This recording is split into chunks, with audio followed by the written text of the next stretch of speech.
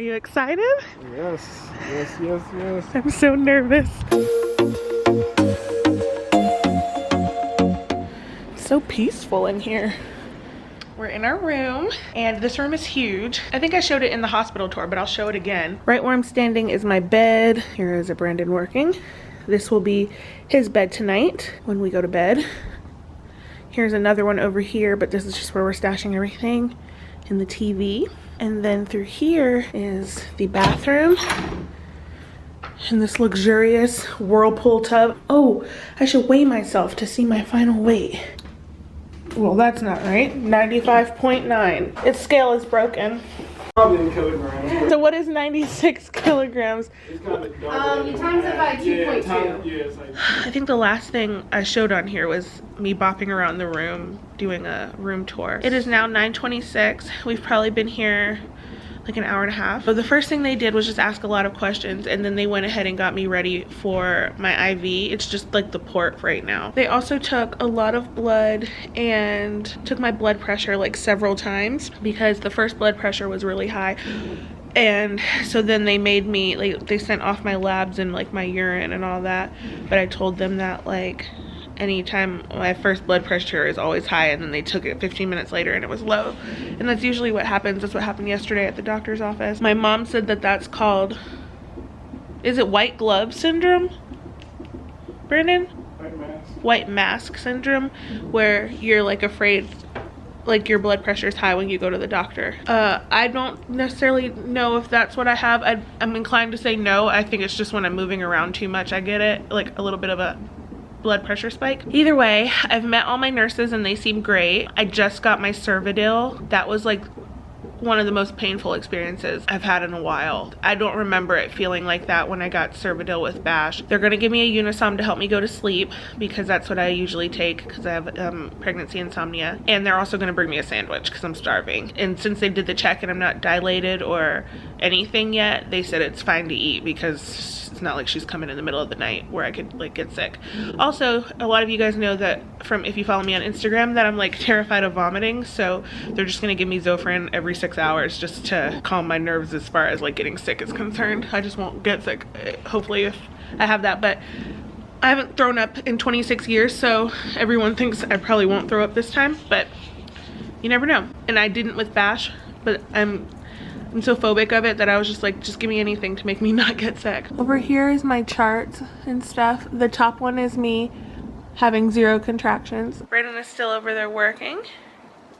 And in a little while, I guess they're gonna give him his bed sheets. So I'll check back in the next time something happens. Okay, so it is 10:20 and I'm having a little bit to eat. They called me earlier today and said like, eat a light dinner before you come in at 7:30. So I ate like 2 small little pieces of like Bash's pizza. By the time everything got rolling, I was starving again. I'm just gonna eat a little bit of this sandwich they gave me and just leave it at that. They also brought food for Brandon to eat as well. This doesn't really taste that great. It's cold deli meat, so if you guys didn't think it was safe, the hospital gave it to me. They also just gave me half a Unisom so that I can go to sleep, and that's exactly what I'm gonna do because I'm already yawning. If you follow me on Instagram, you probably would have saw that I did a poll on whether I should get my own hospital gown or if you should just wear the one they give you. As you can see, I'm wearing the one they give me and I already regret it. I wish I would have just bought my own, and I was actually going to, but then I couldn't find one that I thought was cute, and then I lost, like the time got away from me and I never ordered one. But all I can think about while I lay here is how many women wore this one before me, and that's not like, it doesn't feel good to know that. So if you're anything like me, just get your own, you'll feel better. But anyway, I think we're gonna try to turn on the TV and Brandon's gonna set his bed up and we're gonna try to get some rest before the big day tomorrow. I probably look crazy, but it's 2:45, so I figured I would just update. The nurse just came in to fix my monitor. I'm so sleepy. So they gave me the Cervidil earlier, and now I feel like it's working at least a little bit, because now whenever I have Braxton Hicks, they hurt really bad. And if I flip from left to right, my pelvis is super heavy and painful. Also earlier before I went to sleep, They hooked my IV up to my arm and gave me a bag of fluids. I think I have to have 2 bags before I can get my epidural tomorrow. And then I don't know if I ever mentioned it because I forgot, but I have to have the antibiotics because I'm group B strep positive this time. So they'll give me that when I go into active labor tomorrow. Anyway, I'm going back to sleep now. Good morning, everyone. I probably look haggard, so no judgment. It is 7:54 in the morning, and I was up, honestly, off and on the entire night. I'm so tired, but there's no going back to sleep at this point. In the middle of the night, they went ahead and started me on 1 IV bag, so that's the empty bag. I finished it already. They did my blood pressure all night long. It was fine. Every time I tossed and turned, the monitor for the baby would like pop off my belly, so they had to keep coming back in and doing that. She offered to check me in the middle of the night, and I said no because it wouldn't have changed anything. Like, they wouldn't have started doing anything yet, so, and that when they check me it really hurts, so I just said that we could wait until the morning. Right now all I've done this morning is go to the bathroom, like brush my teeth, and because I still have the ability to walk around because I'm not hooked up to the IV right now. And Brandon is up and moving as well, and so yeah, he slept like a baby over here last night. I wouldn't consider it like a baby. Well, me and the nurse were talking about how well you looked like you were sleeping when I wasn't asleep in the night. Go see a chiropractor and a masseuse. Girl, One of these days. tell me about it. I need to see a chiropractor after the night I had in this bed. It was awful. The nurse was even like, they need to do better with these labor beds. Like, I'm like, well, considering what we're here for, you'd think that these would be like the most comfortable things, and they're not. This bed felt awful. At the moment, I don't know what's next. I'm assuming another bag of fluids. They're not going to give me my antibiotics until I'm in active labor, and depending on how far along I am, I guess is when we'll start Pitocin, so I'll just update you when the time comes. They just brought us some breakfast. This muffin. What are you looking for? Let's see if it has a hot sauce. Probably not honey. They brought eggs and potatoes and sausage for me, but obviously I'm not about to eat that. Y'all know about the vomiting. I'm terrified, so we're not even gonna go down that road. I'm just gonna have a little bit of a muffin and some fruit just so that I'm not completely out here starving all day. And then at 9 o'clock or 9:15, they're gonna check my cervidil. And then she said I can get up, take a shower, and we'll get things rolling after that. So the doctor just came in and checked me. They took my cervidil out. And the cervidil coming out did not hurt really at all. Like, it hurt going in. But the check, I started crying. Like, I'm still like not okay. That was, I thought last night was the worst pain, but that check just now was the worst pain of my life. I don't ever think I've ever felt that way. My cervix is really thin now, which is good from the cervidil. I think I'm at a 1 though, and since I started at closed, like, that's normal. So they're gonna give me Cytotec and then check, and then they're gonna let me walk and shower, and the Cytotec should work, and they check it every 4 hours. So I'll either have 1 or 2 doses of the Cytotec, depending on how I do on the Cytotec will determine if I need Pitocin. What time is it, Brandon? 9:21. So 9:21, 10, 11, 12, 1, 2, 3, 4, 5. So the baby probably, at the rate we're going, won't be born until late this afternoon or at night, like Bash. With all of his stuff, I got my cervidil at 3 a.m. with Bash. And I didn't give birth to him until 8 p.m. so it'll probably be a similar situation as the first time. They are all hopeful that since I had a precipitous labor with Bash, that I'll probably have another one this time where it won't be like a lot of pushing and a lot of come on, you can do it, because she'll just come out. Maybe not as fast as Bash, because with Bash I didn't push him out, he slid out on his own. That's how fast he came. But it may not be like a 3-hour pushing session either. But anyway, right now they're about to bring me the Cytotec. I take that by mouth and give me some pain meds before when they need to check me again. And my sister is on my way to my house right now so she can watch Bash, and my mom can come up and be with us here at the hospital. We're just walking, trying to walk the baby out. And I'm having contractions while we do it. That's my room. I don't have my name on the door or anything.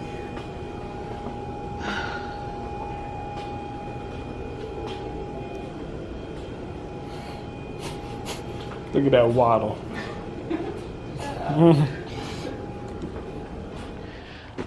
Okay, so after the walk, I came back to my room and they gave me, I'm just gonna say it, it's TMI, but this is childbirth. They gave me an enema. I also took a shower. I didn't wash my hair or anything, but just a let's clean up kind of shower. And then now we're just gonna sit here, and in just a few minutes I'm about to get my Cytotec, which is a pill. I can't remember if I said that before, but I just wanted to update the vlog. It is 10:38. I'm feeling fine, feeling good.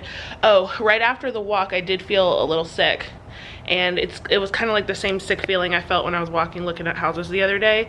So they put some Zofran in my IV area, and I felt better almost immediately. So she said that lasts for several hours, so if I start feeling sick later, I probably won't actually feel it because the Zofran will zap it, and they'll give me more as I need it. Well, my mom is here. Hi. She just had to touch her face up before she got on here. Oh, stop it. Meanwhile, I look like an ogre. I'll do my makeup later or tomorrow. By the way, they know. I told them on Instagram. Oh, She's engaged. I'm engaged. She's got this beautiful diamond ring, hopefully, I don't know if it'll focus, on her finger. Yes, and she's getting married I'm later very this blessed year to a have lovely met man. A wonderful man. We're happy. Yeah. And Brandon just went home to go check on my sister. So now it's me and mom here. I don't know what we're about to do because I really can't move. I'm hooked up to monitors. I've been having contractions, but they haven't been like labor ready yet. So we'll see in like another 3 hours how things are going total. We need this baby to be born today. Yes. And they think she will not be tomorrow. just Come on, tonight. sweetie. Lovey can't wait to see you. So that's the check-in for right now. Well, we just wanted to come and give you an update. They just gave Krista the peanut ball. She was having quite a few contractions, and they're very painful. So we're just, we're waiting for them to come in to check her again to see how far she's dilated. But she's a trooper. She's hanging in there through it. Epidural, yeah. I don't know how many centimeters. I may not be that many centimeters. Yeah. I'd be like 2. We just don't know until they check me again at 3 o'clock. Yeah. But the peanut ball will help bring the baby down. So. Yeah. That's not her belly. No. That's the peanut ball. Big Yeah. ball between my knee. Right, that's her knee there. So. Okay, so what time is it? It's been a while since we've been on here. It's 4:45. I've been crying. They did not check me after the 4-hour mark of my last Cytotec because my contractions stopped. And since my contractions stopped, they said there was no point in giving me a cervical check since they hurt so bad like the last one. Finally, and the nurses switched, and the new nurse said she didn't mind checking me. It didn't hurt nearly as bad this time, but I'm not progressing. I'm now from 50% effaced to 80% effaced, but I'm only like 1.5 centimeters. They think that I'm gonna need another dose of Cytotec, which will be my 3rd one, and you can have up to 6. She thinks that with the way that things felt in there, that once labor starts, it'll be very, very fast like the last one, but it's just a matter of jump starting my cervix. There's a good chance, and this is why I was crying, there's a good chance that she may not be born today, and that really hurt my feelings because I'm not really trying to be pregnant for another extra day, like, and I just want her out, and my contractions are hurting, but they don't want to do an epidural just yet, and I don't really want one just yet because I can handle the pain of the contractions. And then if you're wondering why they're not doing Pitocin yet, it's because Pitocin doesn't dilate you. It helps like the labor, but it doesn't open your cervix. So we would have to basically go back to doing this Cytotec again. So there's no point just yet, and I understand that. So she'll be here, she said, before noon tomorrow, but I mean, that means I have to go another night again without having a baby, and I really don't want to do that. There's nothing we can do but wait for her. We'll get through it. We'll get through it and have our baby in the next day or 2. The next day. What? The next day, not 2. The next day. I know. At that, if it's 2, the next day. I will volunteer for a C-section. I was thinking of only 2 days here. No. So far, the next day, not the next 2 days. Thank you. They have the good ice here. He's been pretending to be a doctor all morning and reading everyone's charts because they have like, how many people do they have up there right now? It's only 5 including you. 5 including me. So he's been like looking at all the different rooms. She's almost ready. Alright, so it's 8:57 and a lot has happened since the last time I was on here. There was a big chunk of time where there was just nothing going on and I was just laying in the bed. Brandon just got back from going home again, so he came back earlier and then he left again to go check on my sister and Sebastian. My mom is taking a little nap, and I officially have my Pitocin, my antibiotics for the group B strep, and a IV bag of fluids going in right now. They gave me this ice pack because the antibiotics burned really, really bad. Like, I thought my arm felt broken. It burned all the way back to my elbow. I think I'm pretty much done that bag now, and they'll do another one at midnight because they do it every 4 hours, I think. I'm 3 centimeters, and that's why they started the Pitocin. So we're gonna see where that gets us, and hopefully the contractions start picking up. And she said as soon as I start feeling pain, which I'm having contractions, they're just not regular and they hurt really bad, but as soon as like the regular contractions start, I can get an epidural. It's about 10:30 p.m. The contractions are about 2 minutes apart now. They're coming in pretty hard. They just checked her. She's still only about 3 centimeters and she couldn't get a good read on it because it was terribly painful. She still has an IV up there that she's got to get emptied, and then we're going to be moving towards the epidural real soon. So we're still on baby watch. Don't expect to have this baby born until over in the morning hours, and maybe even sometime up until noon tomorrow. So I don't think it'll even be that long. You don't think so? That, also, they're gonna have to stick me in my other hand because my antibiotics have made this wrist swell. So they just brought in my epidural cart right there. Cart. I'm kind of dreading the epidural, even though I want it at this point. No, but I just don't like people rooting around in my spine. It's 12:05. I just got everything done. So I have my epidural now. I'm on the peanut ball. They switched my IV to the other arm. They had to cut my wristband off and put it on the other side. I've been catheterized and the contractions got really bad, so we went ahead and did the epidural. So now we just kind of wait. I'm 4 centimeters and they think the peanut ball will help because she's moving down. Okay, Mama, just slow deep breaths. In and out. I know it. Your baby's about to come out. That's why you're hurting. I'm gonna give you some oxygen, okay? What's wrong? Nothing. It just helps with give the baby a little bit more. Your baby's heart rate is low, so it's time to push her out, okay? Alright, we gotta move fast. We're in 70s. Oh, gosh, it's so cold. Yep, she's okay. We're just gonna have a baby, okay? It's time to push and have a baby. But we don't have a lot of time to waste because the baby's heart rate is slow.